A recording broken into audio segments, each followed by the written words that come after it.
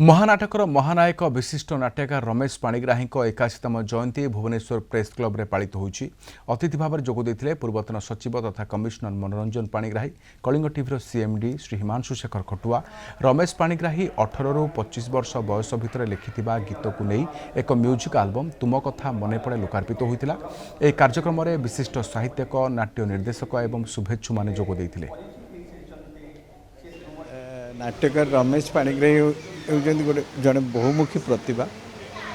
तांकर अवदान ओडिशा संस्कृति, साहित्य, सिनेमा ता सहित थिएटर आकु केबे ओडिया जाति भूलिब नाही। तेणुकरी से आज तांकर 81 वर्ष पदार्पण करे एबे भी चलचंचल अछंती एवं तांको द्वारा रचित विभिन्न नाटक आमको नुआ दिशा देखी।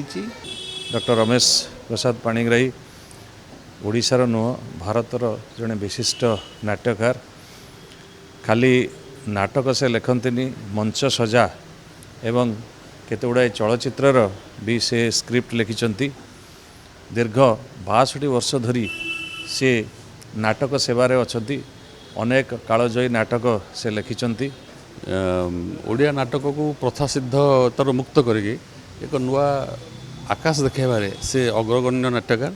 जदिव तक जीवन दशा भितर तुम एत बेसी अनुकंपा मिली नहीं, से भी चाही ना से पुरस्कार पछे गोड़े ना निर्भीक भाव से नाटक लिखिं। स्टेज क्राफ्ट हो, चरित्र चित्रण हो, विषय वस्तु हो, सबुत से आगुआ एवं भिन्न यही भिन्नतार प्रतिपादन से कर जन्मदिन में आज असंख्य शुभेच्छा, असंख्य भल पाइबा।